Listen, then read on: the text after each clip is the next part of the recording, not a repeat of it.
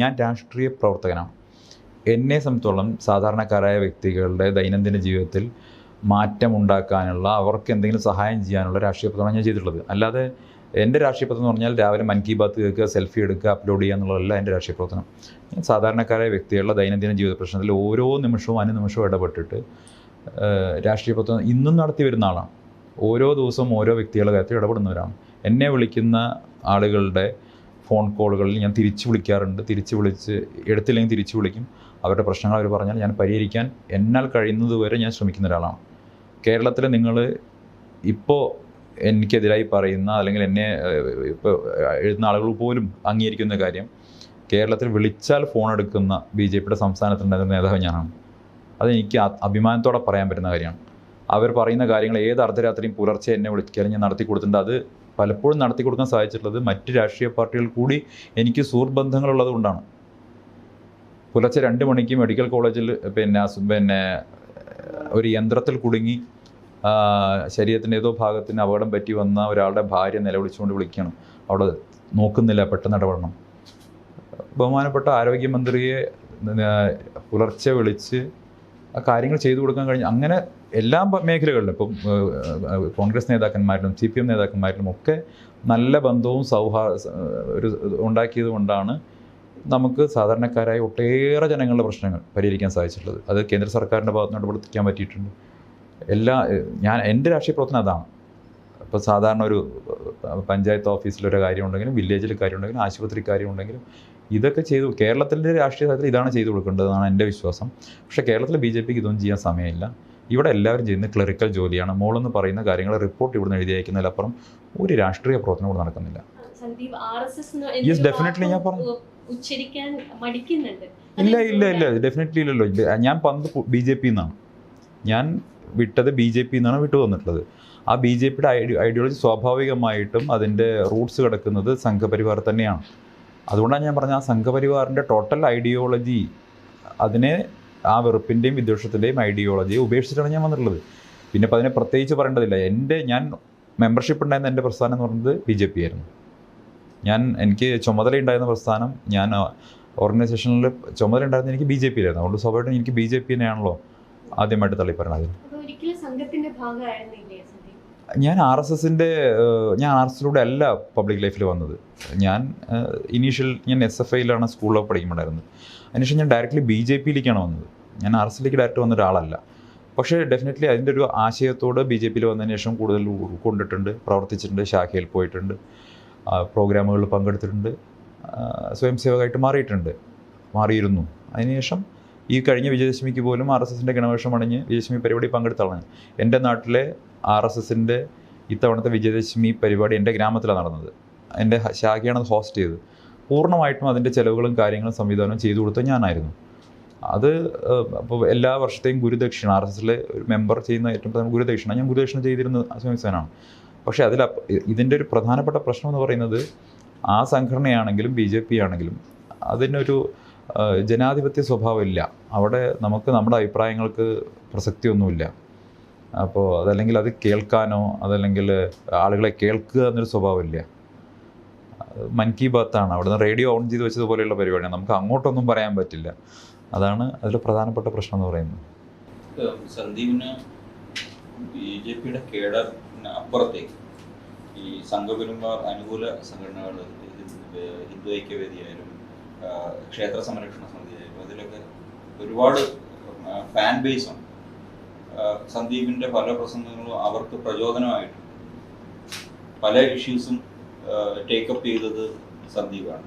ഉദാഹരണത്തിന് മറ്റേ ഹലാൽ ഫുഡിൻ്റെ ഹലാൽ food issue was taken by Surendran. ഞാൻ ഓപ്പോസിറ്റായിട്ടാണ് സംസാരിച്ചത്. ഹലാൽ വിഷയത്തിലാണ് എന്നെ സെൻഷർ ചെയ്തത്. ഹലാൽ വിഷയം നോക്കൂ, ഈ സമൂഹത്തിൽ എത്രമാത്രം പരമത വിദ്വേഷം കടത്തിവിട്ട വിഷയമായിരുന്നു. എന്താ സുരേന്ദ്രൻ പറഞ്ഞത്? മുസ്ലിങ്ങളുടെ ഉടമസ്ഥതയുള്ള ഹോട്ടലുകളിൽ കൊടുക്കുന്ന ഭക്ഷണത്തിൽ അവർ തുപ്പിയിട്ടാണ് ഭക്ഷണം കൊടുക്കുകയെന്ന് ഉത്തരവാദിത്തപ്പെട്ട ഒരു പാർട്ടിയുടെ സംസ്ഥാന പ്രസിഡന്റ് പരസ്യമായി പറഞ്ഞു. ഞാനപ്പോൾ എടുത്ത നിലപാട് സോഷ്യൽ മീഡിയയിലിട്ട ഫേസ്ബുക്ക് പോസ്റ്റ്, ഒരു ഫേസ്ബുക്ക് പോസ്റ്റിൻ്റെ പേരിൽ ഞാനത് ആദ്യം അന്ന് നമ്മുടെ ഒരു കേരളത്തിലെ പ്രധാനപ്പെട്ട ഒരു പേര് പറയുന്നത് ശരിയല്ല, ഒരു ചെയിൻ റെസ്റ്റോറൻറ്റ് ശൃംഖലയ്ക്കെതിരെ ഒരു വലിയ ആക്ഷേപം സോഷ്യൽ മീഡിയ നടക്കുന്നുണ്ടായിരുന്നു, ക്യാമ്പയിൻ നടക്കുന്നുണ്ടായിരുന്നു. അതുകൂടി ഉൾപ്പെടുത്തിയിട്ട് പറഞ്ഞു നമ്മുടെ ഒരു സോഷ്യൽ മീഡിയ പോസ്റ്റ്, നമ്മളുടെ ഒരു സ്പീച്ച്, നിരുത്തരവാദപരമായിട്ടുള്ള സ്പീച്ച് കാരണം ഒരാളുടെ സ്ഥാപനം പൂട്ടിപ്പോകുന്ന സാഹചര്യം ഉണ്ടാവുന്നത്. ഇവിടെ ഹിന്ദുവിനും ക്രിസ്ത്യാനിക്കും മുസ്ലിമിനും പരസ്പരം സാമ്പത്തിക ഉപരോധം ഏർപ്പെടുത്തി ജീവിക്കാൻ കഴിയില്ല. അതൊരു പർട്ടിക്കുലർ ഒരു കോഴിക്കോട് ഒരു റെസ്റ്റോറൻറ്റ്. യെസ്. അപ്പോൾ ഞാൻ പറഞ്ഞത് അല്ല, അന്ന് ആ റെസ്റ്റോറൻറ്റിനെതിരെ ക്യാമ്പയിൻ നടക്കുന്നത്, സോഷ്യൽ മീഡിയ ക്യാമ്പയിൻ. അതേ ദിവസമാണ് സുരേന്ദ്രൻ്റെ ഈ പ്രസ്താവനയും വന്നത്. അപ്പോൾ അത് എനിക്കൊരിക്കലും അംഗീകരിക്കാൻ കഴിയാത്തതാണ്. കാരണം ഞാൻ ജനിച്ചു വളർന്നത് മലപ്പുറം ജില്ലയിലാണ്, മലപ്പുറം പാലക്കാട് ബോർഡറാണ്. ഞാൻ ജനിച്ചെല്ലാം മലപ്പുറം ജില്ലയിലാണ്. എനിക്ക് ധാരാളം മുസ്ലിം സുഹൃത്തുക്കളുണ്ട്. ഞാൻ അവരുടെയൊക്കെ വീട്ടിൽ പോയി ഭക്ഷണം കഴിക്കുന്ന ഒരാളാണ്. നമുക്ക് പുറത്തിറങ്ങിക്കഴിഞ്ഞാൽ ഭക്ഷണം കഴിക്കണമെങ്കിൽ അത്തരം റെസ്റ്റോറൻറ്റുകളിൽ പോകും. സുരേന്ദ്രനും അങ്ങനെയുള്ള പ്രദേശത്ത് നിന്ന് വന്ന ആളാണ്. ഈ പ്രസ്താവനയൊക്കെ നടത്തിയ ശേഷം സുരേന്ദ്രൻ മുസ്ലിങ്ങളുടെ ഹോട്ടലിൽ പോയിട്ട് ഭക്ഷണം കഴിച്ചിട്ടുണ്ട്, അവരുടെ കല്യാണങ്ങളിൽ പങ്കെടുക്കാറുണ്ട്, പ്രധാനപ്പെട്ട വൻകിട മുസ്ലിം മുതലാളിമാരുടെ വീട്ടിൽ ഗസ്റ്റായിട്ട് പോകാറുണ്ട്. അപ്പോൾ അവിടെയൊക്കെ തുപ്പിയ ഭക്ഷണമാണോ കിട്ടുന്നതല്ലോ. അപ്പോൾ ഈ രീതിയിൽ സമൂഹത്തിൽ ഭിന്നിപ്പുണ്ടാക്കുക എന്നുള്ള ഉദ്ദേശം കൂടിയിട്ട് കൃത്യമായ ലക്ഷ്യത്തോടെ ഒരു BJPയുടെ സംസ്ഥാന പ്രസിഡന്റ് പദവിയിൽ ഇരിക്കുന്ന ഒരാൾ നടത്താൻ പാടില്ലാത്ത പ്രസ്താവനയാണ് അദ്ദേഹം നടത്തിയത്. അത് മാത്രമല്ല, ഞാൻ അതിനെ വളരെ വ്യക്തിപരമായിട്ട് അതിനെ ഇത് സമൂഹത്തിൽ ഭിന്നിപ്പുണ്ടാവരുത്, കേരളത്തെ പോലെ ഒരു ബഹുസ്വര സമൂഹത്തിൽ ജീവിക്കുമ്പോൾ അത്തരം ഭിന്നിപ്പുണ്ടാക്കുന്ന നിലപാടുകൾ ആരും സ്വീകരിക്കരുത്, വികാരമാവരുത്, വിവേകമായിരിക്കണം നമ്മളെ നയിക്കേണ്ടതാണ് ഞാൻ പറഞ്ഞത്. ആ ഫേസ്ബുക്ക് പോസ്റ്റ് സുരേന്ദ്രൻ എന്നെ ഫോൺ ചെയ്ത് അത് ഡിലീറ്റ് ചെയ്യിപ്പിച്ചു. എന്നിട്ട് പാർട്ടി നിലപാടാണ് മാധ്യമം എൻ്റേതെന്ന് വേറെ പോസ്റ്റ് ഇടിയിപ്പിച്ചു. എന്നെ ഫോഴ്സ്ഫുള്ളി ചെയ്യിപ്പിച്ചാണ്. എനിക്ക് വേറെ നിവൃത്തിയ കാലത്തിൽ എനിക്ക് ചെയ്യേണ്ടി വന്നു. പക്ഷേ എൻ്റെ മനസ്സിൻ്റെ ഉള്ളിൽ അപ്പോഴും അതൊരു വലിയ പ്രയാസമായിട്ട് നിൽക്കുകയാണ്. അതിനുശേഷം 1 വർഷത്തോളം എന്നെ മാധ്യമ ചർച്ചകളിൽ പങ്കെടുക്കുന്നത് വിലക്കി, TV ചർച്ചകളിൽ പോകുന്ന വിലക്കി എന്നെ കംപ്ലീറ്റ്ലി. അത് സാഹചര്യം ഉണ്ടായി. ലക്ഷദ്വീപ് വിഷയത്തിൽ സുരേന്ദ്രൻ്റെ പ്രസ്താവന അഗെയിൻ, ലക്ഷദ്വീപിൽ എന്താ പറയുക, ആയുധങ്ങൾ കണ്ടെത്തുന്നു, തീവ്രവാദികളുണ്ട്, മയക്കുമരുന്നിൻ്റെ കേന്ദ്രമാണ് എന്നൊക്കെ പറഞ്ഞ് ലക്ഷദ്വീപിലെ മുഴുവൻ ജനങ്ങളെയും ആക്ഷേപിക്കുന്ന നിലപാട് സുരേന്ദ്രൻ എടുത്തു. എൻ്റെ നിലപാട് വീണ്ടും നിങ്ങൾ പരിശോധിച്ചോളും. അന്നത്തെ മാതൃഭൂമി ചർച്ചയിൽ ഹാഷ്മി അതിനെ അഭിനന്ദിച്ചിട്ടുണ്ട്.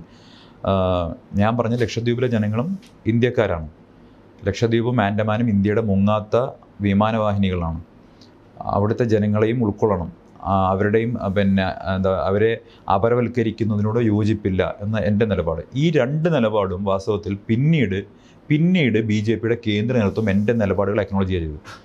ഇപ്പോൾ ഭക്ഷണത്തിൻ്റെ കാര്യത്തിൽ, ഹലാൽ ഭക്ഷണത്തിൻ്റെ കാര്യത്തിൽ BJP സെൻട്രൽ ലീഡർഷിപ്പിൻ്റെ നിലപാട് പിന്നീട് വന്നു. ഞാൻ പറഞ്ഞതായിരുന്നു ശരിയെന്ന് പിന്നീട് ബോധ്യപ്പെട്ടു, അവർക്ക് ആ നിലപാടിലേക്ക് വരേണ്ടി വന്നു. ലക്ഷദ്വീപ് വിഷയത്തിൽ പിന്നീട് ഞാൻ പറഞ്ഞ നിലപാടിലേക്ക് വരേണ്ടി വന്നു, ലക്ഷദ്വീപിലെ ജനങ്ങളെ അപരവൽക്കരിക്കുന്ന നിലപാടിലേക്ക് വരേണ്ടി വന്നു.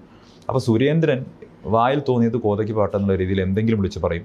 നമ്മളത് ഫോളോ ചെയ്തില്ലെങ്കിൽ നമ്മളെ മേൽ ഫോഴ്സ്ഫുള്ളി അത് അടിച്ചേൽപ്പിക്കും. 3ാമത്തെ വിഷയം മുല്ലപ്പെരിയാറുമായി ബന്ധപ്പെട്ട വിഷയം.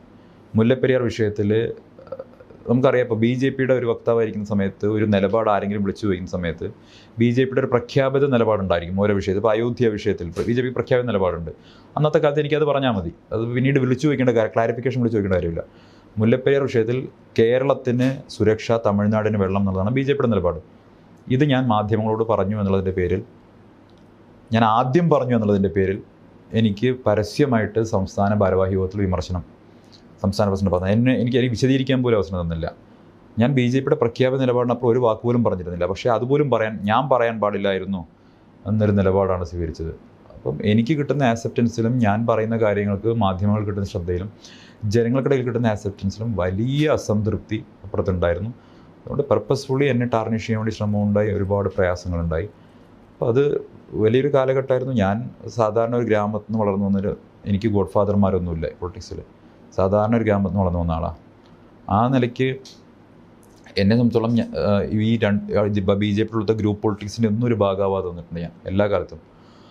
അതുകൊണ്ട് തന്നെ എനിക്ക് ഗോഡ് ഫാദർമാരൊന്നും ഉണ്ടായിരുന്നില്ല. അപ്പം നമ്മളെ ഒരാൾ ഈ ഒരു വിഷയത്തിൽ സംസ്ഥാന ഭാരവാഹിത്വത്തിൽ നിശ്ചിതമായിട്ട് വിമർശിക്കുന്ന സമയത്ത് അയാൾ ചെയ്തത് ശരിയാണെന്ന് ബോധ്യമുണ്ടെങ്കിൽ പോലും ഒരാളും നമ്മളെ അനുകൂലിക്കാത്ത സാഹചര്യം ഉണ്ടായി. അങ്ങനെ ഏകപക്ഷീയമായ ഒറ്റപ്പെടുത്തലുകളുണ്ടായി. ഒരു പരിധിക്കപ്പുറം സഹിക്കാൻ പറ്റാത്തതുകൊണ്ടാണ്. സന്ദീപ് കോൺഗ്രസിലേക്ക് വന്നതിന് ശേഷമോ അല്ലെങ്കിൽ അതിന് മുന്നോ ഏതെങ്കിലും BJPയിലെ കേന്ദ്ര നേതൃത്വവുമായി ബന്ധപ്പെടാൻ ശ്രമിച്ചിരുന്നോ? അല്ലെങ്കിൽ അവിടെ നിന്ന് ആരെങ്കിലും സന്ദീപിനെ കോൺടാക്ട് ചെയ്യുകയോ? BJPയുടെ കേന്ദ്ര നേതൃത്വത്തിൽ തന്നെ കോൺടാക്ട് ചെയ്യുന്ന BJPയുടെ അഖിലേന്ത്യാ ജനറൽ സെക്രട്ടറിമാരുൾപ്പെടെയുള്ളവരെന്നെ വിളിച്ച് സംസാരിച്ചിട്ടുണ്ട്. BJPയുടെ ഈ കഴിഞ്ഞ ദിവസങ്ങൾ ആ പ്രശ്നങ്ങളുണ്ടായ സമയത്തെല്ലാം BJPയുടെ കേന്ദ്ര നേതൃത്വത്തിലുള്ള പലരും, പക്ഷെ അവിടെ നിന്ന് കൺവിൻസിങ് ആയിട്ടുള്ള BJPയുടെ ഒരു ഹൈറാർക്കിയിൽ എപ്പോഴും പ്രശ്നം എന്ന് പറയുന്നത്, ഇപ്പോൾ ഒരു കേഡർ സിസ്റ്റത്തിൽ അവർ പരിഹരിക്കാൻ ശ്രമിച്ചാലും ഇവിടുന്ന് സ്റ്റേറ്റ് ലീഡർഷിപ്പിൻ്റെ ഭാഗത്തു നിന്ന് ഉടക്ക് വന്നാൽ പിന്നെ അത് പരിഹരിക്കപ്പെടില്ല. സന്ദീപ്, CPM പോവാതെ കോൺഗ്രസിൽ പോകുന്നതിന് പിറകിലുള്ള ഒരു റീസൺ ആയിട്ട് പറയപ്പെടുന്നത്, ഞാൻ CPM പോവാന്ന് പറഞ്ഞിട്ടില്ലല്ലോ. RSSന് താല്പര്യം സന്ദീപ് കോൺഗ്രസിൽ പോകുന്നതായിരുന്നു CPM-നേക്കാളും എന്നുള്ളൊരു നെഗറ്റീവ് ഉണ്ട്. അത് ശരിയാണ്? RSSന് ഞാൻ എവിടെയും പോകാൻ താല്പര്യമേ ഉണ്ടായിരുന്നില്ലല്ലോ. അതല്ലെങ്കിൽ എന്തിനാണ് എന്നെ അവർ കാണാൻ വന്നത്? RSS നേതൃത്വം കാണാൻ വന്നിരുന്നല്ലോ, നമ്മളെല്ലാം കണ്ടതല്ലേ. ജയകുമാർജി വന്നിരുന്നല്ലോ. അപ്പോൾ അവരോട് പറയുന്ന മെയിൻ ഗ്രൗസ് എന്താണ് സന്ദീപ്? അത് പൂർണ്ണമായിട്ടും അതിലും ഒരു പ്രയാസമുണ്ടല്ലോ, അതിൽ നമ്മുടെ ഒരു രാഷ്ട്രീയ മര്യാദയുടെ ഒരു പ്രയാസമുണ്ടല്ലോ. അദ്ദേഹവുമായി ഞാൻ സംസാരിച്ചു, എൻ്റെ ഗ്രീവൻസ് പറഞ്ഞു, അദ്ദേഹം കേട്ടു. അദ്ദേഹത്തിന് അത് വേണ്ട രീതിയിൽ അദ്ദേഹം എവിടെയാണ് പറഞ്ഞതെന്ന് എനിക്കറിയില്ല. എൻ്റെ ഗ്രീവൻസിന് എന്തായാലും ഒരു പരിഹാരം കിട്ടിയിട്ടില്ല. ഞാൻ സ്വാഭാവികമായിട്ടും അദ്ദേഹത്തിന് ഞാൻ പറഞ്ഞ കാര്യങ്ങൾ ബോധ്യപ്പെട്ടു എന്നുള്ളതാണ് എൻ്റെ വിശ്വാസം. RSSന് ഇതുപോലെ ലെഫ്റ്റ് ഒക്കെ ഡെമണൈസ് ചെയ്യുന്ന പോലെ ഡെമണൈസ് ചെയ്യപ്പെടേണ്ട ഒരു സംഘടനയാണോ RSS? RSSന്റെ പ്രവർത്തനം കൊണ്ട് ആണ് RSS അങ്ങനെ ചെയ്യപ്പെട്ടിട്ടുണ്ടെങ്കിൽ അതിൻ്റെ പ്രവർത്തനം കൊണ്ടും അതിൻ്റെ നിഗൂഢമായ പ്രവർത്തന രീതി കൊണ്ടുമാണ്. ഞാൻ പറഞ്ഞ ഡെമോക്രാറ്റിക് ആയിട്ടുള്ള ഒരു സ്പേസ് കൊടുക്കാത്ത എല്ലാ സംഘടനകളും സ്വാഭാവികമായിട്ട് ഡെമോണൈസ് ചെയ്യപ്പെടും. നിങ്ങൾ ഓപ്പൺ അല്ലെങ്കിൽ, നിങ്ങളുടെ പ്രവർത്തനങ്ങൾ സുതാര്യമല്ലെങ്കിൽ നിങ്ങൾ സ്വാഭാവികമായിട്ടും അത്തരത്തിൽ വ്യാഖ്യാനിക്കപ്പെടും. അത് അവരുടെ കുഴപ്പമാണ്. അത് പിന്നെ ഏതെങ്കിലും നമ്മുടെ ഒരു ഭാഗത്ത് നമ്മൾ സോഷ്യൽ സർവീസ് നടത്തുന്നു എന്നൊരൊറ്റ കാരണം കൊണ്ട് അത് പിന്നെ ബാക്കി നിങ്ങളുടെ ചെയ്തികളെയും ജനാധിപത്യ ബോധമില്ലായ്മയൊക്കെ അത് ന്യായീകരിക്കുന്നില്ല. നിങ്ങൾക്ക് അത് വെച്ച് വൈറ്റ് വാഷ് ചെയ്യാൻ പറ്റില്ല. നിങ്ങൾ ഏത് സംഘടനയാണെങ്കിലും അതിൽ ആത്യന്തികമായി ഉണ്ടായിരിക്കേണ്ടത് ഈ ഒരു ജനാധിപത്യ ബോധമാണ്. ആളുകൾക്ക് സംസാരിക്കാനുള്ള, സ്വന്തം അഭിപ്രായങ്ങൾ പറയാനുള്ള ഒരു സ്പേസാണ് ഉണ്ടാവേണ്ടത്. ഏകശിലാത്മകമായിട്ട് അഭിപ്രായങ്ങൾ അടിച്ചേൽപ്പിക്കരുത്. കണ്ണൂരൊക്കെ ഇടതുപക്ഷത്തിന് ശക്തമായിട്ടുള്ള ആക്രമണങ്ങൾ ഉണ്ടാകുമ്പോൾ കോൺഗ്രസ്സുകാരെ പോലും സംരക്ഷിച്ചിട്ടുള്ളത് RSS ആണ്. എനിക്കറിയില്ല, കോൺഗ്രസ്സുകാരൊന്നും RSSന്റെ സംരക്ഷണം നോക്കി പോകുന്നവരൊന്നുമല്ല. കോൺഗ്രസ്സുകാർ RSS ശാഖയെ സംരക്ഷിച്ചതായിട്ട് നമ്മുടെ മുന്നിലുണ്ട്. KPCC പ്രസിഡന്റ് തന്നെ പറഞ്ഞിട്ടുണ്ട്, RSS ശാഖയ്ക്ക് കാവൽ നിൽക്കുന്നതിൽ എന്താ തെറ്റെന്ന് ചോദിച്ചിട്ടുള്ള KPCC പ്രസിഡന്റാണ് നമുക്കിപ്പോൾ ഇന്നുള്ളത്. ഈ ചരിത്രത്തിൻ്റെ ഹിസ്റ്റോറിക്കലായിട്ടുള്ള പല കാലഘട്ടങ്ങളിൽ ഉണ്ടായ സംഭവങ്ങളെക്കുറിച്ചൊന്നും ഞാനിപ്പോൾ ഇവിടുന്ന് അഭിപ്രായം പറഞ്ഞ അർത്ഥമൊന്നുമില്ല. അങ്ങനെയാണെങ്കിൽ മറുപടി പറയേണ്ടത് CPM ആണ്. അടിയന്തരാവസ്ഥയ്ക്ക് ശേഷം ഉണ്ടായിരുന്ന കാലഘട്ടത്തിൽ RSSുമായി ചേർന്നുകൊണ്ട് തിരഞ്ഞെടുപ്പിൽ മത്സരിച്ചിട്ടുള്ളത് മുഖ്യമന്ത്രി പിണറായി വിജയനാണ്. അതിനു മുമ്പേ ഉണ്ടല്ലോ 1967 67 സംയുക്ത വിധാൻതൾ എന്ന് പറഞ്ഞ് കോൺഗ്രസിനെതിരായിട്ട് കമ്മ്യൂണിസ്റ്റ് പാർട്ടികളും ജനസംഘവും ഒരുമിച്ച് ബീഹാറിൽ ഭരിച്ചിട്ടില്ലേ? ബംഗാളിൽ ആദ്യത്തെ കമ്മ്യൂണിസ്റ്റ് സർക്കാർ ഉണ്ടാകുന്നത് ആരുടെ പിന്തുണയിലാണ്? ജനസംഘത്തിൻ്റെ ഏക MLA യുടെ പിന്തുണയിലല്ലേ? അപ്പോൾ അടിയന്തരാവസ്ഥയെ ഒരു കാരണമാക്കിക്കൊണ്ട് CPM BJP ബാന്ധവത്തെ ന്യായീകരിക്കാൻ പറ്റില്ല. അടിയന്തരാവസ്ഥയ്ക്ക് മുൻപും BJP CPM അല്ലെങ്കിൽ ജനസംഘം CPM കമ്മ്യൂണിസ്റ്റ് പാർട്ടികളുടെ ബാന്ധവം ഉണ്ടായിരുന്നു. അതാണ് ബീഹാർ സൂചിപ്പിക്കുന്നത്. പക്ഷേ ഈ ആരോപണം പറയുമ്പോഴും ഈ ലെഫ്റ്റ് BJP ബാന്ധവം പറയുമ്പോഴും ഒരു മാനസിക ഐക്യം എപ്പോഴും കോൺഗ്രസ് നേതാക്കന്മാരും BJP നേതാക്കന്മാരും തമ്മിലാണ് നമ്മൾ കാണുന്നത്. അതിന്റെ ഒരു എക്സാമ്പിൾ ആണ് KPCC പ്രസിഡന്റിന്റെ ശാഖയ്ക്ക് കാവൽ സതീശൻ RSS ഫംഗ്ഷനിൽ പങ്കെടുക്കുന്നതും എല്ലാം ഇതിന്റെ എക്സാമ്പിൾസ് ആണ്. ഈ ഒരു മാനസിക ഐക്യം നേരത്തെ മുതലുണ്ടോ? അത്തരത്തിൽ ഒരു മാനസിക ഐക്യമില്ല. ഇന്ത്യയുടെ രാഷ്ട്രീയ സാഹചര്യത്തിൽ RSSനെതിരായിട്ടുള്ള BJPക്കെതിരായിട്ടുള്ള ഏറ്റവും ശക്തമായ പോർമുഖം തുറക്കുന്ന രാഷ്ട്രീയ പാർട്ടി അത് കോൺഗ്രസ്സാണ്. കോൺഗ്രസ്സിന് മാത്രമേ ഇവിടെ BJP ഉയർത്തുന്ന ഈ തരത്തിലുള്ള രാഷ്ട്രീയത്തെ പരാജയപ്പെടുത്താൻ കഴിയുകയുള്ളൂ. CPM എല്ലാ കാലത്തും BJPയുമായും സംഘപരിവാറുമായും ഒരു തരത്തിലല്ലെങ്കിൽ മറ്റൊരു തരത്തിൽ സഹകരിച്ച് മുന്നോട്ട് പോയിട്ടുള്ളതാണ്. ചരിത്രത്തിൽ എത്രയോ സ്ഥലങ്ങളിൽ ഇപ്പോൾ VP സിംഗ് സർക്കാർ എങ്ങനെ രൂപം കൊണ്ടു? എല്ലാ ദിവസവും അടൽജിയുടെ വീട്ടിൽ ഒരുമിച്ചിരുന്ന് ഭക്ഷണം കഴിച്ചിരുന്ന ആളുകളും ചായ കുടിച്ചിരുന്ന ആളുകൾ ആരൊക്കെയാണ് വൈകുന്നേരം? അത് ഞാൻ നേരത്തെ പറഞ്ഞു 67 ഏറ്റവും പ്രകടമായിട്ടുള്ള കാര്യം. 67 ഒരു മിനിസ്ട്രിയുടെ ഭാഗമായിരുന്നു. മന്ത്രിസഭയിൽ കൂട്ടുത്തരവാദിത്തമാണല്ലോ. അവിടെ നമുക്ക് ഡിസെൻ്റ് എഴുതാൻ പറ്റില്ല ആണല്ലോ. ക്യാബിനറ്റിൽ ഡിസെൻ്റ് എഴുതാൻ പറ്റില്ല. ഒരു ക്യാബിനറ്റിൻ്റെ ഭാഗമായിരുന്നു ലെഫ്റ്റ് പാർട്ടികളും ജനസംഘവും.